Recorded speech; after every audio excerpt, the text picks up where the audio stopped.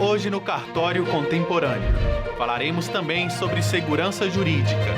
Veja o painel Escritura Pública e as transações com criptomoedas no Brasil, promovido pela Enor. Tudo isso e muito mais, hoje no Cartório Contemporâneo.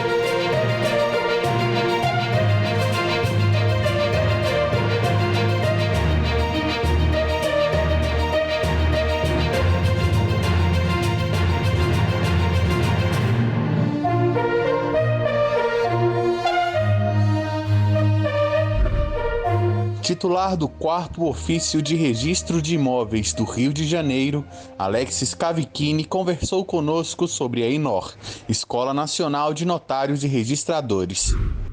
Olá, doutor Alexis, seja bem-vindo ao Cartório Contemporâneo, tudo bem com o senhor? Tudo bem, Duda, tudo tranquilo, obrigado. Doutor Alexis, primeiramente, o que é a Enor? A Enor é a Escola Nacional dos Notários e Registradores.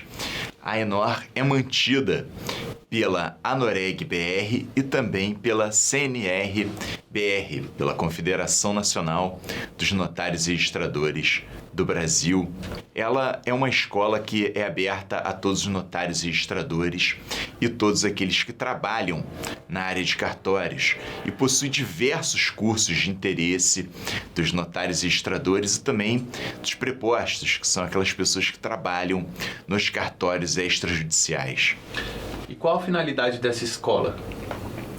A Enor tem por finalidade promover cursos na área do direito notarial e registral, bem como promover palestras, seminários, conferências nesta mesma área, além de promover publicações na área do direito notarial e registral e bem como estudos e trabalhos científicos dentro da área do direito notarial e registral.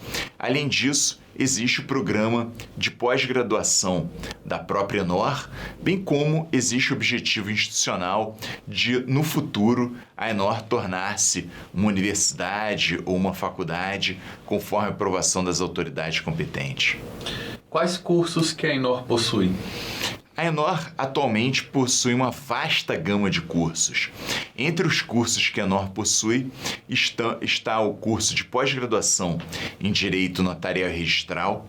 Esse curso, inclusive, ele tem um enfoque prático muito grande e conta com os maiores nomes do Direito Notarial e Registral do Brasil. Possui curso também de adequação dos cartórios à Lei Geral de Proteção de Dados. Possui curso de adequação dos cartórios à Medida Provisória 1085 de 2021. Além disso, temos como curso também o curso de formação de prepostos e colaboradores para cartórios extrajudiciais e o curso a respeito da adequação dos cartórios para o provimento 88 do CNJ. Esses cursos encontram-se entre diversos outros cursos que são oferecidos pela Enor, tanto em cursos presenciais quanto em cursos que são realizados via internet, atualmente, que são inclusive a maioria dos cursos oferecidos pela Enor. Dessa forma, você estando em qualquer parte do Brasil, você poderá, se interessando no curso Enor, se matricular e fazer aquele curso que a Enor oferece. O senhor poderia falar sobre o que é o curso da MP 1085 de 2021? O curso da MP 1085 de 2021 é um curso totalmente online, disponibilizado pela Enor, a Escola Nacional dos Notários e Registradores. Esse curso visa adequar os titulares de cartórios extrajudiciais para a nova realidade inaugurada a partir da Medida Provisória 1085 de 2021. A Medida Provisória 1085 de 2021, como todos sabem, trouxe muitas modificações na seara do direito notarial e registral. Ela modificou muitos dispositivos da Lei 6.015 de 1973, que é a principal lei que os registradores trabalham, bem como diversas outras leis também foram modificadas, como a Lei de Incorporações Imobiliárias e também a Lei de Loteamentos. Então, existe todo um universo que deve ser trabalhado pelos notários e registradores para que se adaptem a essas modificações que a lei trouxe, que essa lei fez uma ampla reforma no sistema extrajudicial.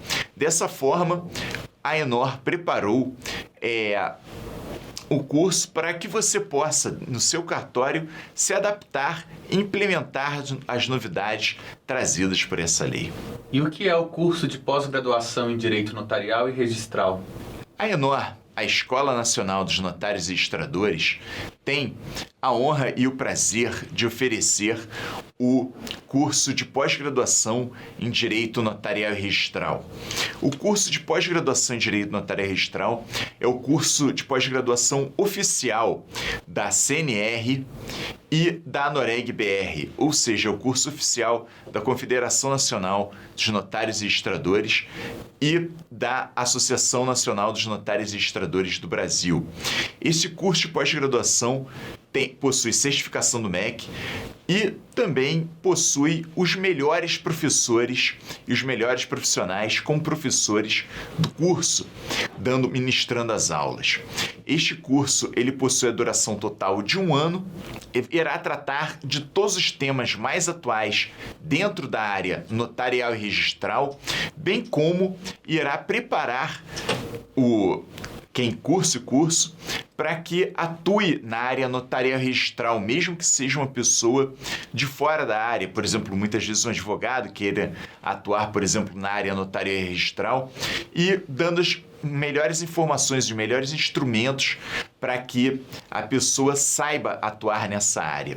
É um curso de muito interesse para os próprios notários e registradores, não só para aperfeiçoarem sua base teórica, como também terem uma oportunidade de discutir com os colegas que têm maior gabarito na área a todas as questões teóricas que sempre afligem os notários e registradores dentro da sua atuação diária.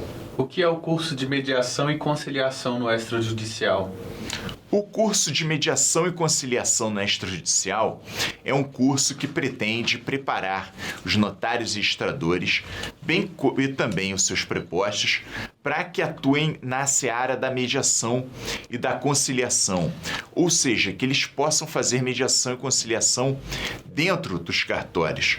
Atualmente, o CNJ possui provimentos a respeito da conciliação e mediação nos cartórios extrajudiciais e aqueles titulares de cartórios que desejem oferecer conciliação e mediação dentro dos cartórios extrajudiciais devem se preparar, bem como preparar os seus prepostos. Dessa forma, a melhor forma de preparação para a atuação na área da conciliação e da mediação é o curso da Enor, porque ele direciona a mediação e conciliação, que pode ser feita em outros ambientes, não apenas nos cartórios, porém, ele direciona para atuação exatamente nos cartórios extrajudiciais. Trata-se, então, de um curso bastante direcionado, com um público específico e todo efetuado para dar o maior enfoque prático para que os prepostos consigam realmente efetuar a conciliação e mediação dentro do seu cartório extrajudicial. E o que é o curso de cautelas na redação de escrituras públicas?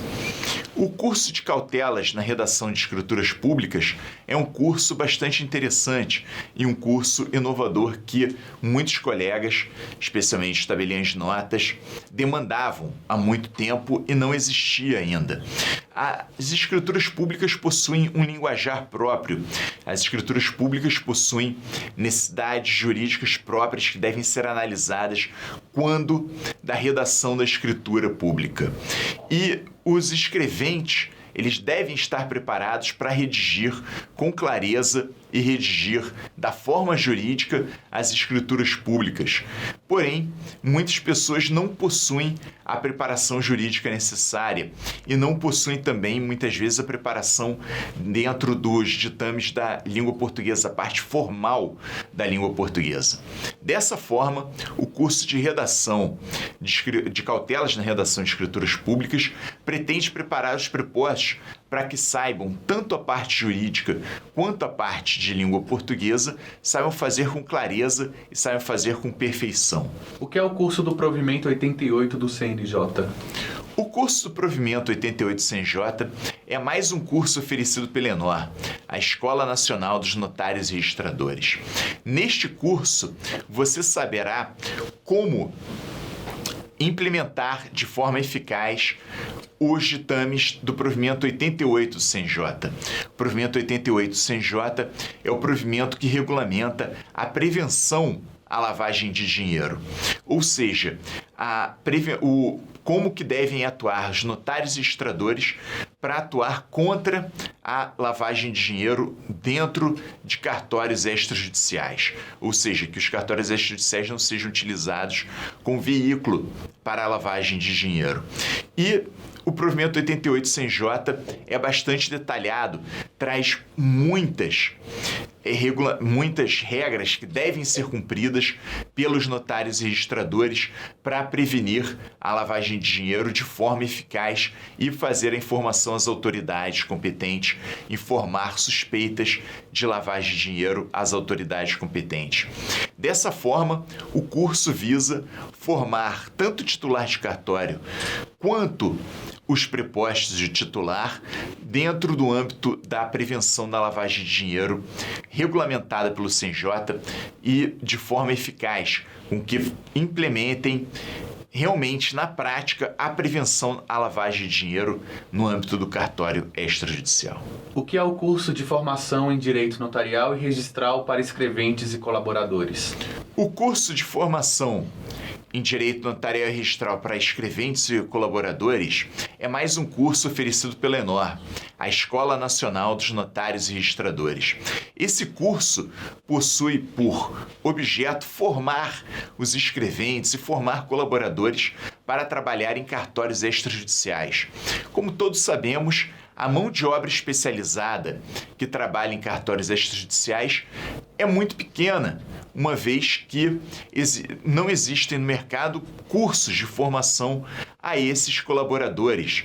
Então, o notário e registrador, quando deseja contratar um colaborador, quando deseja contratar um funcionário para o cartório, muitas vezes ele não possui pessoas disponíveis no mercado com a formação adequada para poder trabalhar na serventia. Esse curso visa corrigir essa falha no mercado e formar de forma prática e rápida colaboradores e escreventes para trabalhar nos cartórios extrajudiciais. Com isso, o titular de cartório poderá, ao contratar um escrevente, poderá ministrar esse curso da ENOR e, com isso, ter um colaborador formado dentro do que se espera minimamente que este saiba para que possa trabalhar numa serventia extrajudicial.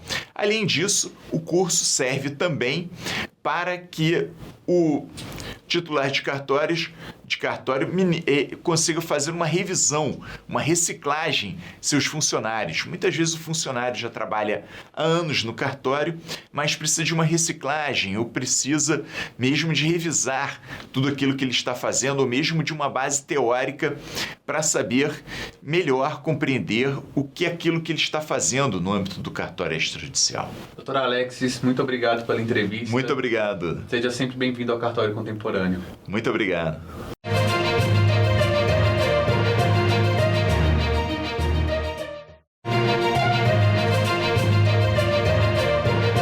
A ENOR promoveu um painel sobre a escritura pública e as transações com criptomoedas no Brasil, com mediação do professor Dr. Maurício Zocum, exposição do professor Dr. Rodrigo Toscano de Brito e debate com o professor Dr. Alberto Gentil. Muitíssimo boa tarde a todos, os nossos telespectadores nas redes sociais.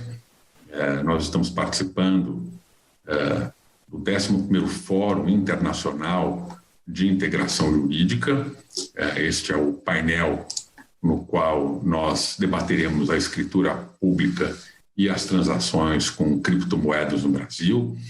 Nós temos a gratíssima satisfação de, neste painel, receber duas grandes autoridades nesta matéria. O professor Rodrigo Toscano de Brito, meu diletíssimo amigo, e o professor Alberto Gentil, como o nome já diz, é a gentileza em forma de pessoa. Permita-me apenas fazer uma brevíssima introdução dos dois professores. O professor Rodrigo Toscano, ele é doutor e mestre em Direito Comparado pela Pontifícia Universidade Católica, que é esta universidade que vocês veem aqui no pano de fundo, Isso, e que, onde eu também tenho a grata satisfação de ser professor, minha PUC do coração, e é professor das áreas de Direito Civil, Processual Civil, Direito Contratual, Direito Civil e Direito Consumidor da Escola Paulista de Direito. Vejam, portanto, o professor Rodrigo, ele é um doutrinador, um professor que transita com muita habilidade por todo o direito privado, muito mais do que só o direito privado. O professor Alberto Gentil, ele é mestre de Direito pela Uninove, é a atual juiz de Direito do Tribunal de Justiça do Estado de São Paulo, portanto, integrante da magistratura bandeirante, professor da frondosa Escola Paulista da Magistratura, que é realmente um centro de inteligência jurídica entre nós. Inclusive, já tive a ocasião de dar algumas aulas lá, é realmente uma excelência no ensino jurídico. E lá, o professor Alberto Gentil, ele é professor nos cursos de pós-graduação em Direito Civil, Processual Civil e Notarial. Veja que ele granjeia, juntamente com o professor Rodrigo Toscano, uma amplitude do conhecimento jurídico no direito privado induvidoso. E, além disso, é também professor no Centro Universitário das Faculdades Metropolitanas Unidas, da nossa querida FMU, ainda professor convidado em diversos cursos de graduação, preparatórios, OAB, e ele tem um conhecimento, evidentemente, sendo juiz, ele tem conhecimento de tudo. É presunção, mas efetivamente, materialmente, ele tem conhecimento de tudo, especialmente um processo agora na atividade notarial e também de registro. Então, eu fazendo, às vezes, aqui de mediador, franqueio automaticamente a palavra à estrela maior, as duas estrelas maiores do nosso evento, o professor Rodrigo Toscano, que aí, em 20 minutinhos, ele fará uma abordagem do tema, para em seguida, aí, também, após as considerações do doutor Alberto, com prazo mais ou menos de 15 minutos, nós damos sequência a, certamente, o frutífero debate que os dois certamente entabularão a respeito do tema em debate. Agradecendo muitíssimo a presença de todos e automaticamente passando a palavra ao meu queridíssimo professor Rodrigo Toscano, eu deixo aí vocês em melhor companhia do que estão agora. Professor, Vossa Excelência está com a palavra. Muito bem, meu amigo Maurício Zocum, é um prazer muito grande estar com você hoje à tarde aqui neste evento especialíssimo, que, aliás, eu já tive outras oportunidades de participar nas versões presenciais, né? E eu confesso a você que quando a gente está aqui na versão em videoconferência, dá uma saudade grande de nos revermos e de estarmos juntos nos ambientes que sejam presenciais, físicos, né? Já que agora a gente já está desenvolvendo essa distinção entre o presencial físico e o presencial virtual, né? Portanto, para mim é um grande prazer estar realmente aqui no nosso Fórum Internacional de Integração Jurídica. E esse prazer é redobrado por poder compartilhar aqui algumas ideias com o Dr. Alberto Gentil, o professor Alberto Gentil, na verdade, que também eu sei da qualidade e da possibilidade que nós vamos ter aqui de trazermos várias informações boas nesse bate-papo que a gente vai levar aqui adiante daqui a pouco, né? Também quero agradecer à CNR, à Anoreg, como sempre, é muito gentil comigo. Eu digo sempre que eu posso ajudar, mas não posso ajudar, digamos, na magnitude das duas grandes instituições, né? De todo modo, eu fico aqui sempre à disposição da CNR e da Anoreg, como todos sabem, né? E em razão disso, eu gostaria também de cumprimentar também todos os notários registradores do país e que já fique aqui assim gravado no nosso vídeo, que possa ser também visto pelas pessoas também na sequência, quando puderem nos assistir também mais à frente. O nosso tema hoje, à tarde, eu diria para vocês que é muito inédito. Eu diria que ele é muito inédito enquanto um momento que nós estamos tendo aqui para parar e discutir um pouco sobre a escritura pública e as transações com criptomoedas no Brasil, né? E aqui nós vamos estar hoje para responder uma pergunta que é muito importante para o notariado brasileiro, especialmente para o notariado brasileiro, que é exatamente se saber se os notários podem lavrar escritura, mas ninguém tratou ainda do assunto especificamente das transações com criptomoedas nas escrituras, no uso das escrituras públicas, né? E esse é o ponto que, de fato, nos interessa aqui bem de perto nesses momentos que se seguirão aqui para a gente, né? Eu preparei aqui um roteiro que ele vai passar mais ou menos pelo seguinte: eu vou ver aqui rapidamente algum conceito sobre os criptoativos, né? A finalidade, o funcionamento, a classificação. Inclusive, eu acho que é importante a gente ver essa categorização, porque ela nos interessa aqui de perto. Depois eu vou passar aqui por uma fase mais analógica, digamos assim. Aliás, nós estamos passando por esse momento, a nossa geração é bem caracterizada por isso, né? Nós temos regras analógicas e problemas digitais para serem resolvidos, né? E é por isso que nós vamos ter que, de fato, evoluir em alguns pontos aqui especificamente, né? E também, mais à frente, eu vou passar para uma questão que é a mais complexa que nós temos, que é exatamente a análise do artigo 318 do Código Civil, que trata do pagamento e se esse pagamento pode ou não ser realizado em criptomoedas diante do que nós temos no Código Civil brasileiro e mesmo na legislação civil como um todo, né? Portanto, nossa rota vai praticamente passar por esses temas. Eu vou procurar ser rápido, até para que a gente possa também seguir com o debate logo à frente, também escutar o doutor Alberto sobre esse assunto igualmente, né? Vejam, quando nós estamos tratando em criptoativos, na verdade nós estamos tratando aqui de um gênero, e daqui a pouco eu trago essa categorização para ficar mais fácil, mas é bom sempre lembrar que são ativos virtuais que são protegidos por criptografia. E essas operações, elas são armazenadas e executadas em rede de computador. Na verdade, a gente sabe que as criptomoedas, elas são todas vinculadas a essas operações vinculadas através de redes de computador, né? Um ponto que nos chama a atenção aqui, e já de início, né, é o fato de nós não termos uma autoridade central para que haja algum tipo de regulamentação de criptoativos, de um modo tal que nós sabemos que no Brasil qualquer pessoa, aliás, como de resto em outros países também, qualquer pessoa, física ou jurídica, com a capacidade mínima ali de se utilizar de programas de computadores, ou uma capacidade, digamos, mínima, digo, no sentido de produção desse tipo de serviço, né, que possa produzir esse tipo de serviço, pode levar adiante um serviço de lançamento no mercado de criptoativos, né? Para que todos possam ter uma ideia a respeito desse assunto, hoje nós temos mais de 6 mil moedas digitais no nosso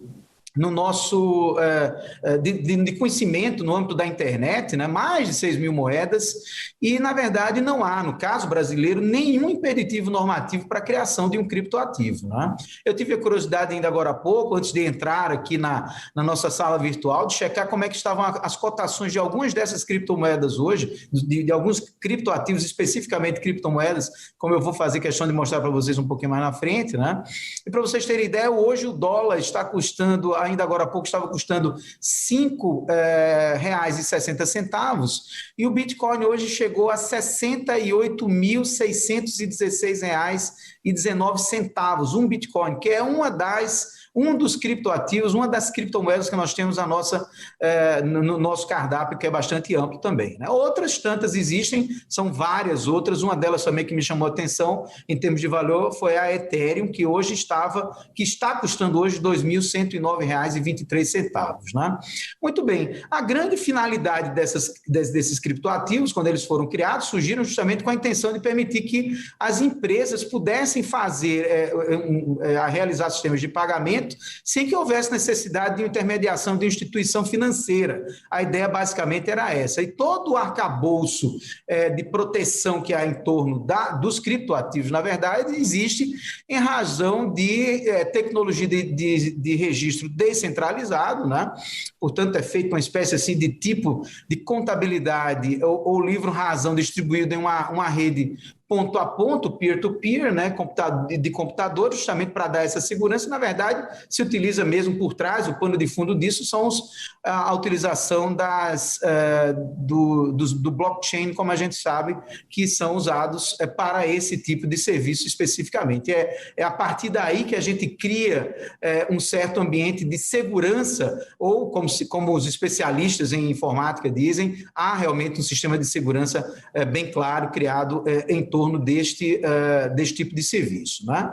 Portanto, o que pode acontecer é que eu posso me interessar em realizar negócios diretamente com aquele que é o titular ali do criptoativo, portanto, eu posso fazer um negócio diretamente com essa pessoa, mas eu também posso me utilizar de um intermediário, que são os exchanges, inclusive referidos pela normativa brasileira já, que são pessoas que estão intermediando como se estivesse fazendo câmbio desses criptoativos entre nós, né? Esse assunto, inclusive, é um assunto muito interessante e que vai vir à baila daqui a pouco, num outro momento aqui dessa nossa explanação hoje a respeito desse assunto. Agora, vejam, há uma classificação que foi trazida, inclusive, num trabalho muito bem feito, que, aliás, é bastante recomendável, de uma professora da Universidade de São Paulo, Camila Vilar Duran, que junto com alguns alunos orientandos, escreveu digamos assim, uma espécie de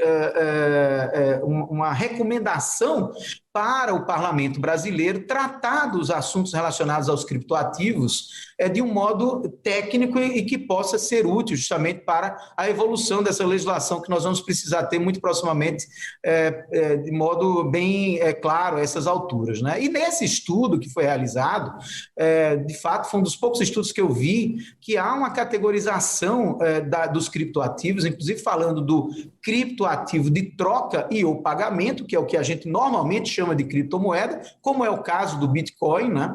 Portanto, a gente tem essa categoria. Os criptoativos de investimento, que em geral há uma espécie de título de propriedade em torno desse criptoativo especificamente, são os criptoativos de investimento.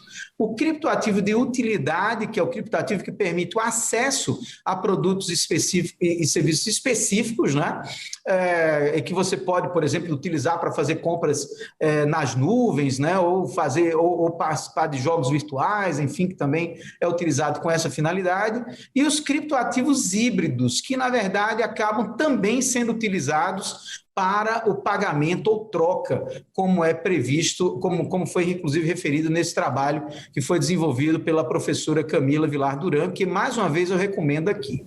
Agora vejam, diante dessas considerações iniciais em torno do criptoativo, e aqui mais especificamente das criptomoedas, que nos interessam mais de perto aqui, o grande lance mesmo aqui é se saber se as criptomoedas têm natureza de moeda propriamente, né?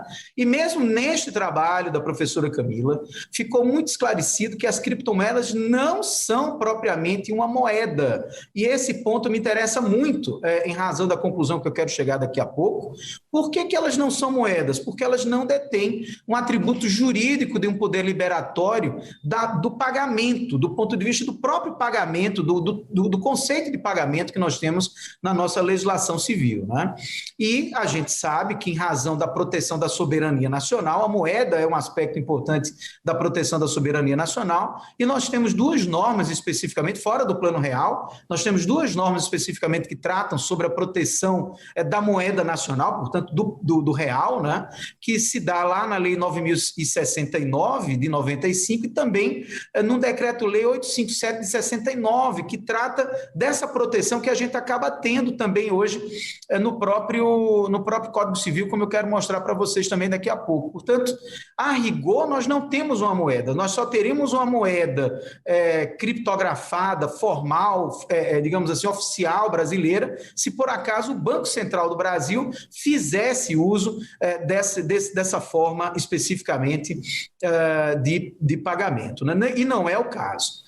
Muito bem, e no Brasil o que é que há sobre sobre isso? Não há lei, não há especificamente uma normativa, um conjunto de normas específicos sobre os criptoativos, né, muito menos especificamente sobre as criptomoedas, mas nós temos, e isso é um ponto que também nos chama muita atenção aqui, um regulamento das autoridades fiscais brasileiras, portanto, da Receita Federal do Brasil, que é exatamente a Instrução Normativa 1888 de 2019, e nessa instrução, logo lá no artigo 1º dessa instrução, fica muito claro que a Instrução Normativa institui e disciplina a obrigatoriedade de prestação de informações relativas às operações realizadas com criptoativos à Secretaria da Receita Federal do Brasil. Ou seja, já esse artigo 1º me parece informar e deixar bem claro que as autoridades fiscais brasileiras reconhecem o criptoativo como um ativo. E esse conceito do criptoativo como um ativo propriamente, e não como uma moeda, vamos assim mesmo considerar, porque eu também estou convencido disso, me parece que isso é um aspecto bastante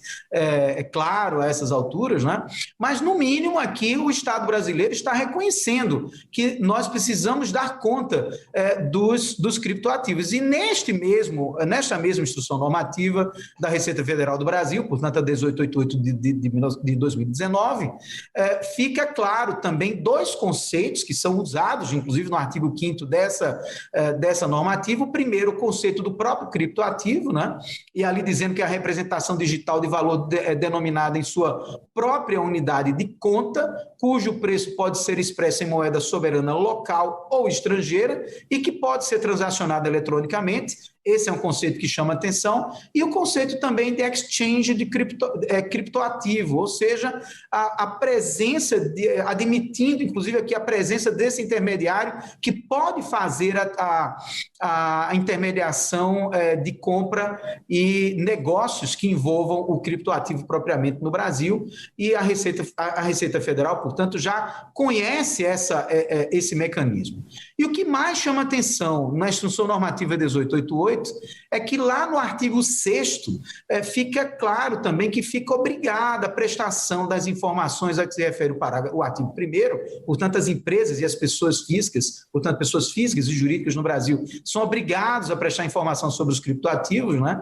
Em qualquer transação, e aí é uma listagem aqui que envolva compra e venda, permuta, doação, transferência de criptoativo para exchange, portanto, em negociações com o próprio intermediário ali, a retirada de criptoativo no intermediário também, a cessão temporária para fins, inclusive, de aluguel desses criptoativos, dação em pagamento, que é outro ponto que nos chama atenção aqui nessa listagem, e, por último, outras operações que impliquem transferência de criptoativos. Portanto, isso tudo precisaria ser, a rigor, declarado aqui por parte daqueles que detêm os criptoativos no Brasil. O que chama a atenção da gente é que, enquanto a gente já avançou muito nesse sentido, o que acontece é que lá no regramento que nós temos sobre escritura pública no Brasil, evidentemente que nada disso se fala, né?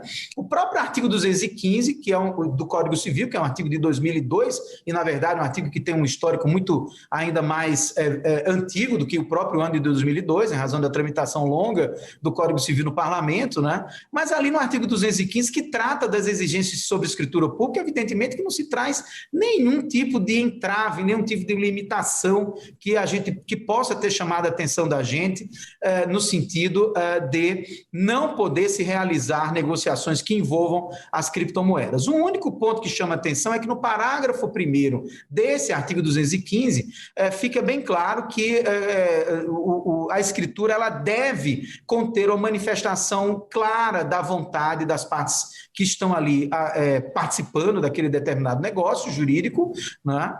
E há também a necessidade de uma referência ao cumprimento das exigências legais, que é um assunto que poderia nos trazer uma certa insegurança nessa questão especificamente dos criptoativos, né? Eu acho que aqui, fazendo uma conclusão intermediária já da nossa conversa, já partindo para a última parte da explanação, o que me chama a atenção é que, na hipótese de nós chegarmos a uma conclusão que é possível, sim, realizar as transações se utilizando das criptomoedas nas escrituras públicas, a única ressalva que eu faço é que haveria necessidade do tabelião deixar extremamente claro, primeiro, a necessidade de se seguir a instrução normativa da Receita Federal específica, né? E também alertar as pessoas, isso fica, inclusive esse alerta é feito pela própria CVM no Brasil, né? A CVM avançou nesse sentido já e deixou bem claro, olha, isso existe, tudo bem, não há dúvida que a natureza, as características são essas, mas é bom deixar claro que há riscos de fraude, há risco de liquidez e há uma alta volatilidade desses ativos, né?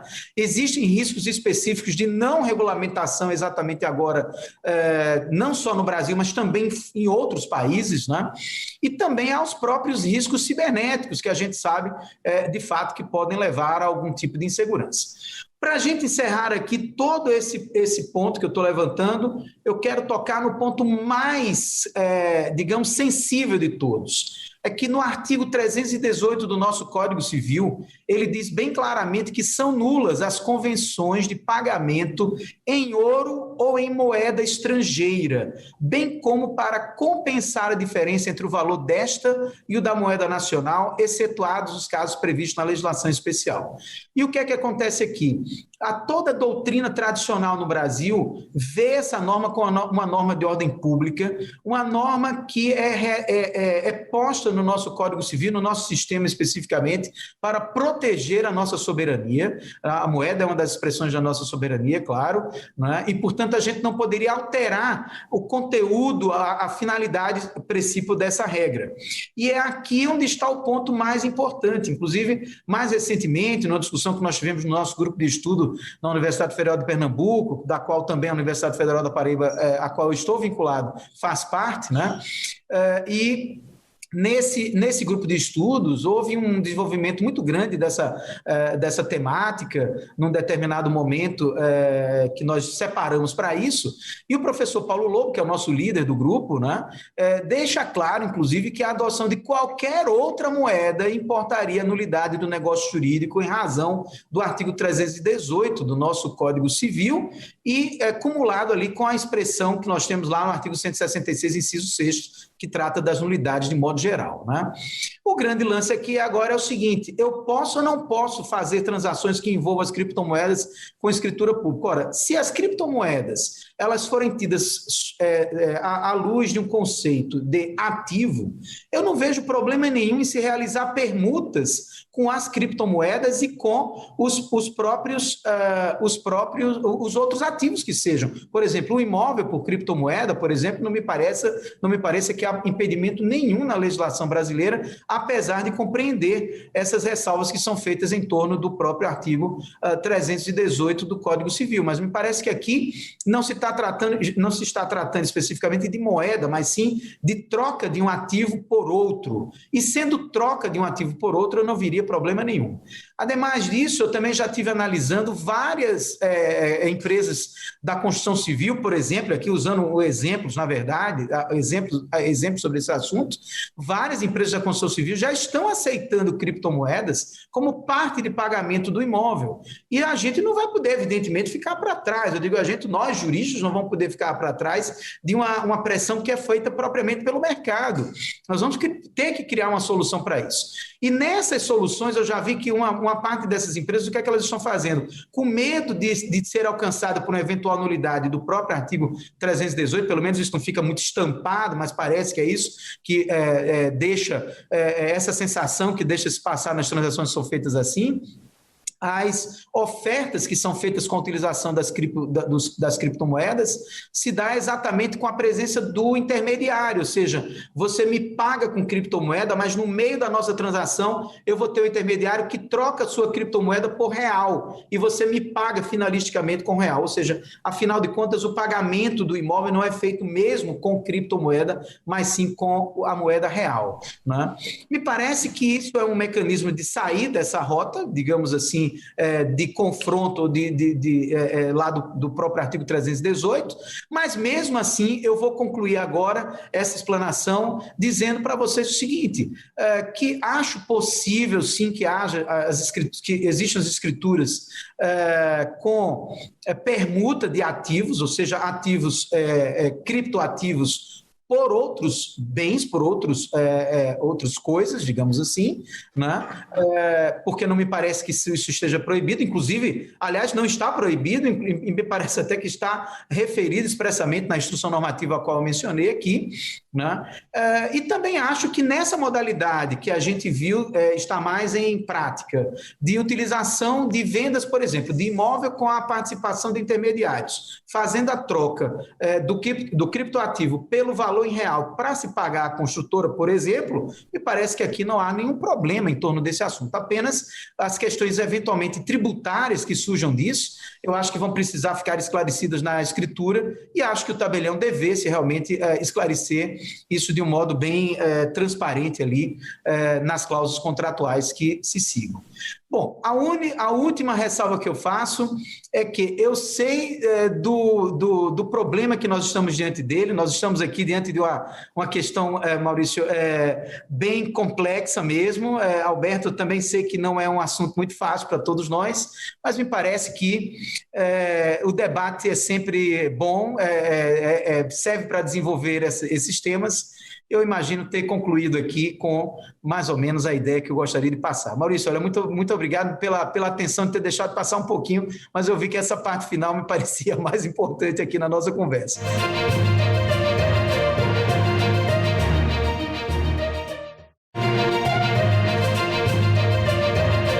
Maurício, é uma alegria estar aqui.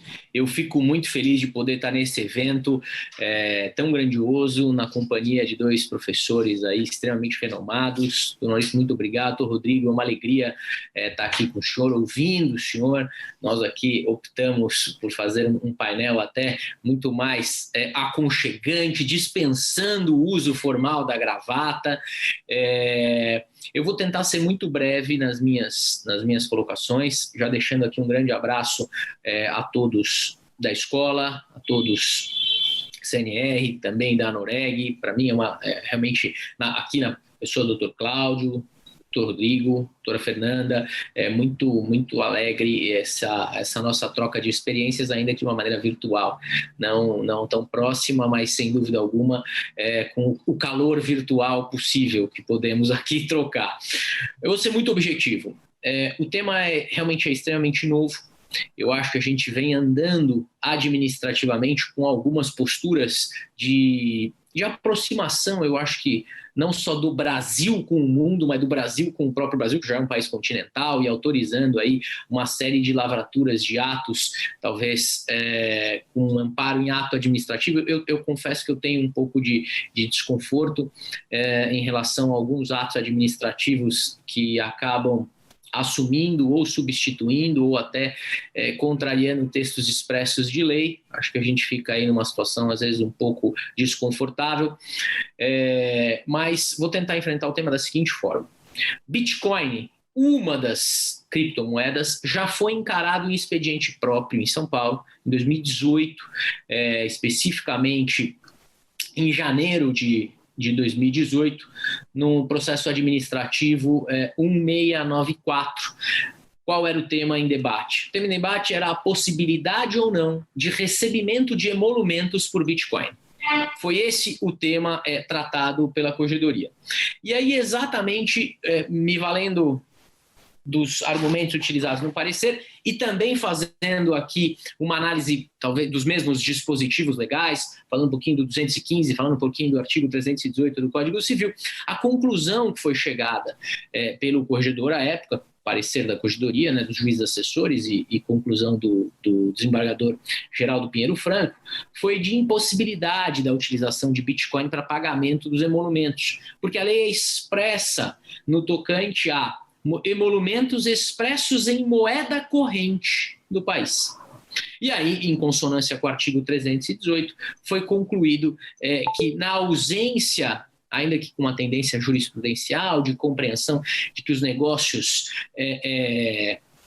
internacionais acabam exigindo talvez uma moeda mais fácil de negociação, mais fácil de transação, na ausência de dispositivo expresso a autorizar a utilização do Bitcoin, bem como de qualquer outra criptomoeda, a gente não teria ainda a possibilidade de sua adoção para realização e, portanto, para custeio de emolumentos. Lembrando que emolumentos têm natureza de tributo, conforme posição do Supremo Tribunal Federal, até porque parte dela é destacada ao Estado, parte dela é destacada ao ao registrador, né, aqui no estado de São Paulo, 62,5%, quando nós estamos falando da integralidade das especialidades, ressalvado o registro civil, que fica com 83,3333 do valor dos emolumentos. O restante a gente tem aí repasses a Ministério Público, Poder Judiciário e tal. Ausência de previsão, a gente não teria como atender essa demanda.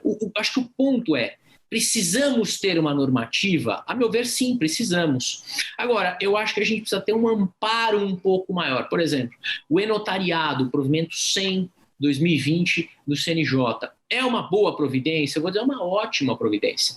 Fico um pouco receoso com a questão da competência, que foi ali estabelecida no artigo 19.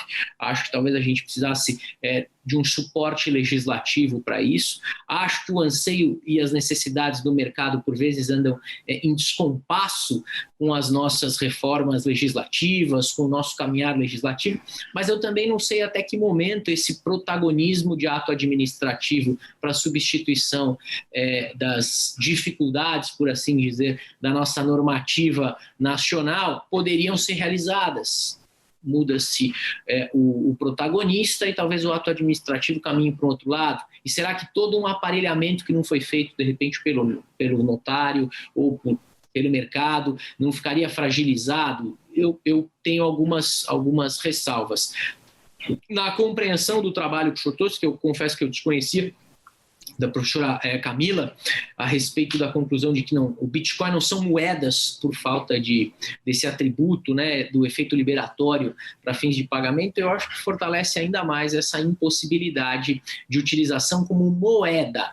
Claro que o senhor fez aí uma disposição que me parece muito inteligente, realmente muito sagaz no tocante à utilização de ativos, mas aí quase como se fosse a realização de permutas entre coisas.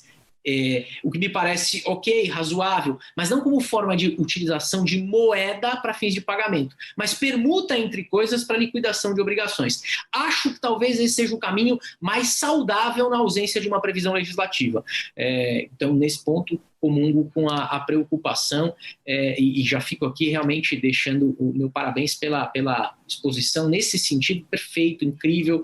Acho realmente uma saída excelente.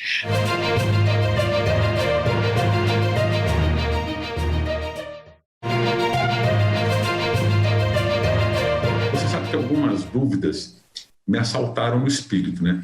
Por quê? No mais das vezes, digamos, os avanços tecnológicos, as novidades, elas precedem a regulamentação, né? Ninguém imagina que primeiro veio a regulamentação da utilização da lâmpada antes que alguém inventasse a lâmpada.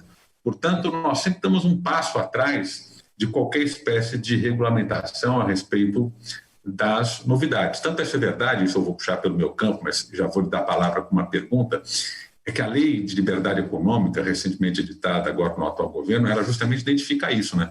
Ela permite que as novidades tecnológicas sejam, digamos, colocadas em circulação sob responsabilidade do produtor. Que o produtor produza uma novidade que não esteja contemplada numa normativa e mesmo assim ele diga, a normativa está desatualizada e eu assumo o risco por isso.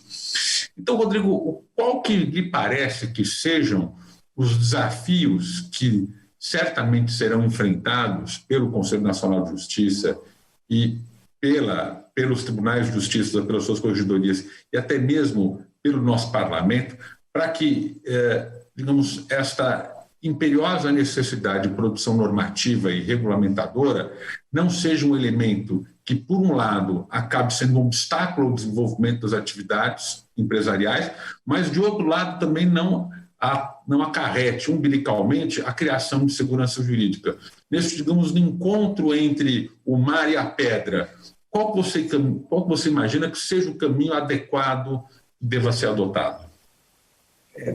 Maurício, como eu estava dizendo ali um pouquinho mais no começo, o grande problema é que todos nós, a nossa geração, a sua geração, você é um pouco mais novo que eu tenho 31, você deve ter 28, então a nossa geração ela é uma geração diferente, porque ela teve que enfrentar todas essas mudanças num curto espaço de tempo, né? Se a gente for analisar a história da humanidade, mesmo a recente e a mais antiga, ainda mais ainda num passou por tanta mudança como a nossa geração passou, né? Quem hoje está ali aos seus 70 anos, esse é que viu mesmo muitas mudanças, né?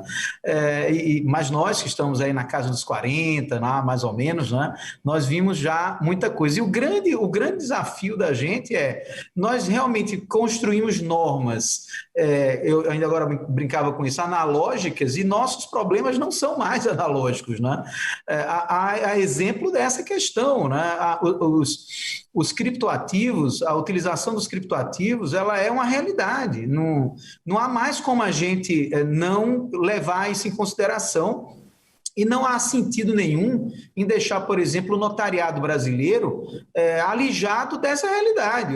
As pessoas vão fazer transações e o notariado não vai participar da transação, não vai estar ali realizando o negócio jurídico na forma pública, porque eventualmente vai haver algum tipo de entrave de legislação passada, né?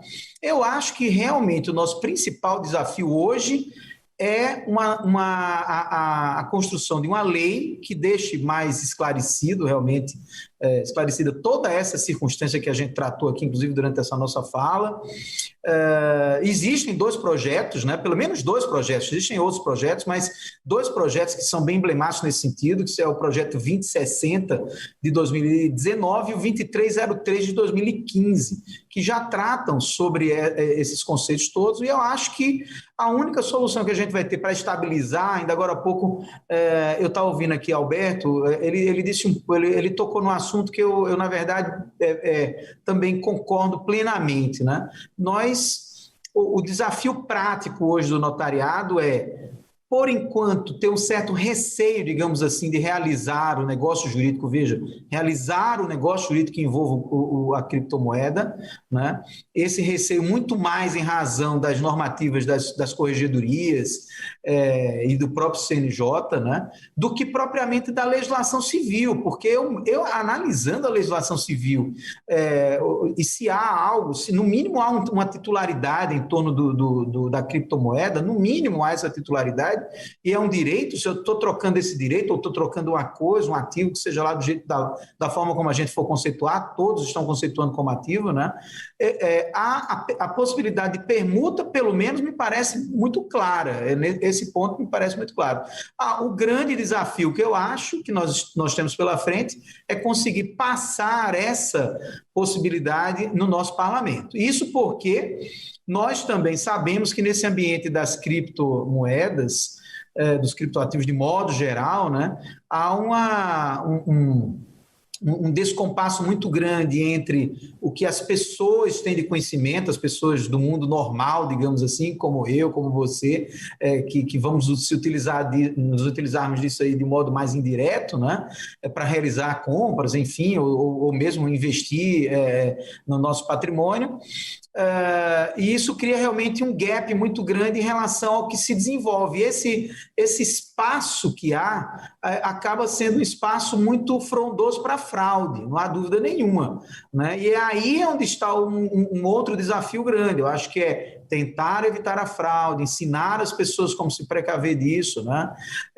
Tentar bloquear o uso dos criptoativos como mecanismos de lavagem de dinheiro, né? Práticas de outros crimes, né? Acho que também tem esse viés criminal, evidentemente, né? Mas do ponto de vista civil, digamos assim, do ponto de vista mesmo da atividade notarial, eu não queria ver o notariado brasileiro realmente alijado disso, e nem hoje acho que estaria alijado na possibilidade de realmente se fazer uma escritura que tivesse uma permuta de criptoativo por outro ativo qualquer, né? Me parece que isso esteja bem claro. Agora, o tema é novo, eu como eu disse no começo também da nossa fala, não há uma doutrina, inclusive vou aproveitar agora para a gente escrever o artigo sobre o assunto, né? Já me encaminho, inclusive, para isso, porque, de fato, eu acho que precisa de uma colaboração doutrinária nesse sentido, né? A gente precisa caminhar para isso, né? Que é outro desafio, trazer uma doutrina que possa consolidar, inclusive, e influenciar, inclusive, os julgados que eventualmente existem em torno desse assunto e também o nosso parlamento. Vejo vocês na quinta-feira, 19 horas, no próximo Cartório Contemporâneo. Até lá!